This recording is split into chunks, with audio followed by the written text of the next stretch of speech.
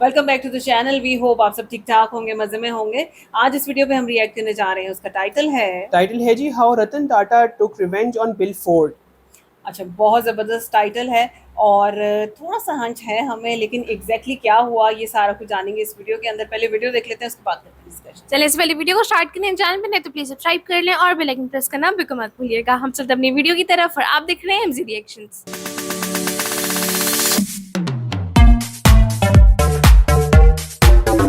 Challenge video को start करते हैं। 3, 2, 1 एंड गो।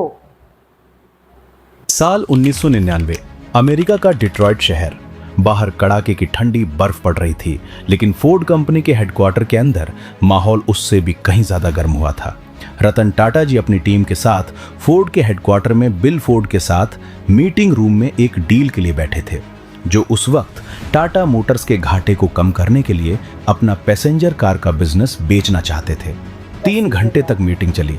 तभी उस मीटिंग रूम में कुछ ऐसा हुआ कि वो इतिहास के पन्नों में कैद हो गया। बिल फोर्ड ने रतन टाटा जी की आंखों में देखकर बड़े घमंड से कहा, मिस्टर टाटा, जब आपको कारों के बारे में कुछ पता ही नहीं था तो आपने इस बिजनेस को शुरू ही क्यों किया?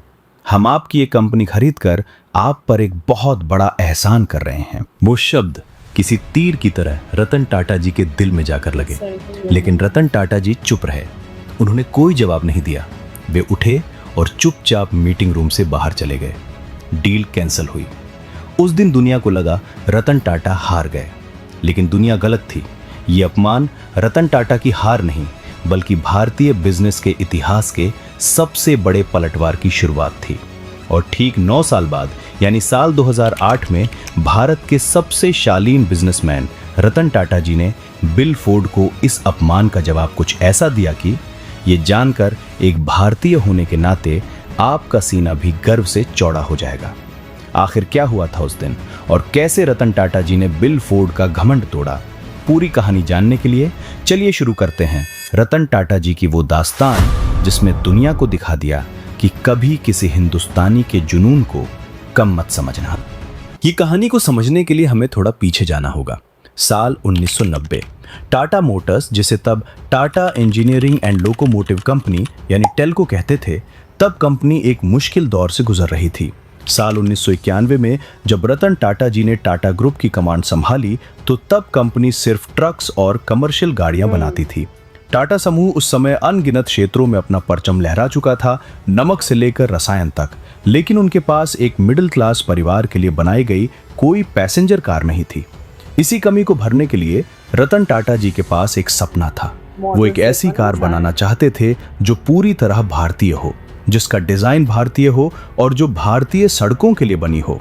साल 1998 में टाटा इंडिका लॉन्च हुई। ये भारत की पहली स्वदेशी पैसेंजर कार थी। लेकिन इंडिका की शुरुआत वैसी नहीं रही जैसी उम्मीद की गई थी। इंडिका कार में कई तकनीकी खामियां आने लगीं, सेल्स गिरने लगे, कस्टमर की कंप्लेंट्स आने लगीं और टाटा मोटर्स भारी घाटे में चली गईं। आलोचकों ने रतन टाटा जी को घेर लिया, लेकिन उसे बनाने में जो श्रम लगा, जो पसीना बहा, जो सपने टूटे और जोड़े गए, वो सब किसी ने नहीं देखा। लोग कहने लगे कि टाटा ग्रुप को ट्रक ही बनाने चाहिए। मीडिया ने लिखना शुरू किया, कार बनाना टाटा के बस की बात नहीं है। और कंपनी के अंदर प्रेशर बढ़ रहा था। बोर्ड में भी अलग अलग तरह की बातें होने लगी और रतन टाटा एक बड़े फैसले के सामने खड़े थे। उन्होंने सोचा कि शायद किसी बड़ी अंतर्राष्ट्रीय कंपनी के साथ साझेदारी की जाए या Tata Motors passenger car business बेच दिया जाए। यही वो दबाव था जिसने रतन टाटा जी को अमेरिका के डिट्रॉयट शहर जाने पर मजबूर किया और उन्होंने एक ऑप्शन देखा, फोर्ड। दुनिया की सबसे बड़ी कार कंपनियों में से एक। शायद वो टाटा की कार डिवीजन खरीद लेगी। डिट्रॉयट वो शहर था जिसे मोटर सिटी कहा जाता था, जहां हर गली में किसी न किसी लग्जरी कार के इंजन की आवाज गूंजती थी। ये अमेरिकी स्वाभिमान का केंद्र था और इस शहर में सबसे ऊंचा नाम था फोर्ड। फोर्ड कंपनी उस समय दुनिया की सबसे शक्तिशाली कार निर्माताओं में से एक थी। बिल फोर्ड उस समय कंपनी के चेयरमैन थे। उनके हाथों में एक ऐसी विरासत थी जो पीढ़ियों से चली आ रही थी, और उस विरासत का बोझ कभी कभी अहंकार का रूप भी ले लेता है। रतन टाटा अपनी टीम के साथ फोर्ड के हेडक्वार्टर में पहुंचे। वो एक सौदे की संभावना तलाशने आए थे। एक सम्मानजनक बातचीत होगी और एक व्यवसायिक विचार विमर्श होगा। लेकिन जो हुआ वो इतिहास के उन पन्नों में दर्ज हो गया जिसे पढ़कर आज भी रोंगटे खड़े हो जाते हैं। रतन टाटा और बिल फोर्ड अपनी अपनी टीम के साथ आमने सामने मीटिंग रूम में बैठे थे। मीटिंग शुरू हुई। टाटा की टीम ने प्रेजेंटेशन दी, नंबर्स दिखाए, प्लान्स बताए, लेकिन फोर्ड की साइड से जो रिस्पॉन्स आया वो प्रोफेशनल नहीं था। तभी बिल फोर्ड ने रतन टाटा जी की आंखों में देखकर बड़े घमंड से कहा, देखो मिस्टर टाटा, तुम्हें ऑनेस्टली बता देता हूं कि तुम्हें कारें बनानी नहीं आती। इंडिका में बहुत प्रॉब्लम्स हैं। तुम्हारा पैसेंजर कार बिजनेस एक फेलियर बिजनेस है। और वो यहां तक ही नहीं रुके, उन्होंने आगे कहा, जब आपको कारों के बारे में कुछ पता ही नहीं था तो आपने इस बिजनेस को शुरू ही क्यों किया? तुम ये बात समझ लो कि हम आपकी ये कंपनी खरीदकर आप पर एक बहुत बड़ा एहसान कर रहे हैं। ये शब्द सुनकर पूरी भारतीय टीम निराश हुई। रतन टाटा, जो अपनी शांत तबीयत के लिए जाने जाते हैं, वो चुप रहे।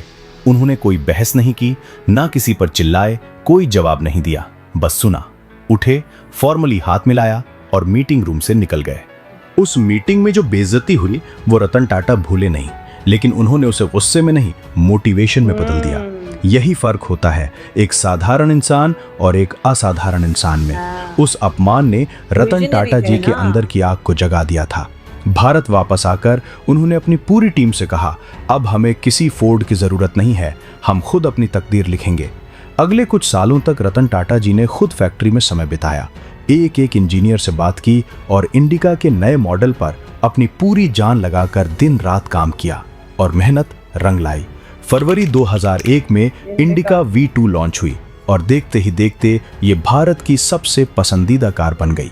टाटा मोटर्स न केवल घाटे से बाहर आई बल्कि भारत की एक बड़ी ताकत बन गई। रतन टाटा जी का लोहा अब पूरी दुनिया मान रही थी। वही कार जिसके बारे में फोर्ड ने कहा था कि तुम्हें बनानी नहीं आती, और वही कार अब लंदन की सड़कों पर दौड़ रही थी। लेकिन रतन टाटा जी के मन में अभी भी एक काम अधूरा था। वो बिल फोर्ड के कहे गए शब्द भीतर कहीं गहरे दबे थे, जैसे कोयले के नीचे दबी आग, दिखती नहीं लेकिन बुझती भी नहीं। वो बदला जो उन्होंने कभी शब्दों से नहीं बल्कि अपने काम से लेने का सोचा था। वक्त का पहिया घूमना शुरू हुआ। जहां टाटा मोटर्स ऊपर जा रही थी, वहीं दूसरी तरफ अमेरिकी दिग्गज फोर्ड कंपनी और उनके दो सबसे शानदार ब्रांड्स जगवार और लैंड रोवर भयानक मुसीबत में फंस चुके थे। साल 2008 की उस ग्लोबल मंदी ने फोर्ड के साम्राज्य को हिला कर रख दिया था। अमेरिका का वो डिट्रॉयट का वो घमंडी ऑफिस अब सन्नाटे में था। फोर्ड दिवालिया होने की कगार पर थी। वो कंपनी जिसने कभी रतन टाटा को एहसान की भाषा में जवाब दिया था। किस्मत ने एक ऐसा मौका दिया जिसके बारे में किसी ने सोचा भी नहीं था। फोर्ड कंपनी को बचाने के लिए बिल फोर्ड को अपने सबसे कीमती रत्न जगवार और लैंड रोवर को बेचना पड़ रहा था। दुनिया की कई बड़ी कंपनियां पीछे हट गई थीं। जगवार और लैंड रोवर की वर्तमान स्थिति नाजुक थी। दोनों ब्रांड्स घाटे में चल रहे थे। फोर्ड उन्हें अरबों डॉलर का घाटा उठाकर बेच रहा था, लेकिन तब सिर्फ रतन टाटा जी ने हाथ आगे बढ़ाया। ये वही रतन टाटा थे जिन्हें 9 साल पहले बिल फोर्ड ने अनाड़ी कहा था।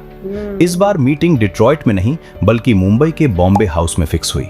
26 मार्च 2008, वो तारीख जो इतिहास में दर्ज हो गई। फोर्ड की पूरी टीम रतन टाटा जी के चरणों में अपनी आबरू बचाने आई थी। रतन टाटा ने 2 अरब 30 करोड़ डॉलर में जगवार और लैंड रोवर को फोर्ड से खरीद लिया। उस मीटिंग में बिल फोर्ड ने सबके सामने रतन टाटा जी से वो शब्द कहे जो इतिहास में दर्ज हो गए। उन्होंने कहा, मिस्टर टाटा, जगवार और लैंड रोवर को खरीदकर आप हम पर एक बहुत बड़ा एहसान कर रहे हैं। वही शब्द, वही एहसान, बस किरदार बदल गए थे। रतन टाटा जी ने बिल फोर्ड को वही जवाब दिया जो उन्होंने 1999 में डिट्रॉयट में दिया था। उन्होंने सिर्फ एक विनम्र मुस्कान दी और हाथ मिलाया। उन्होंने बिल फोर्ड को नीचा नहीं दिखाया बल्कि उनके डूबते बिजनेस को सहारा दिया। जैसे ही ये खबर फैली कि एक भारतीय कंपनी ने जगवार और लैंड रोवर को खरीद लिया है, इंग्लैंड के गलियारों में हड़कंप मच गया। ब्रिटिश कर्मचारियों के बीच एक खौफ पैदा हो गया। वहां के अखबारों में हेडलाइंस छपने लगीं कि क्या अब इंडियंस हमें सिखाएंगे कि लग्जरी कारें कैसे बनती हैं। कर्मचारियों को डर था कि अब उनकी नौकरियां चली जाएंगी। जगवार और लैंड रोवर वहां के स्वाभिमान का प्रतीक थे और उन्हें लगा कि एक भारतीय मालिक उनकी विरासत को समझ नहीं पाएगा। लेकिन रतन टाटा जी ने स्पष्ट किया, किसी की भी नौकरी नहीं जाएगी, कंपनी की पहचान बरकरार रहेगी, जगवार जगवार रहेगी और लैंड रोवर रहेगी।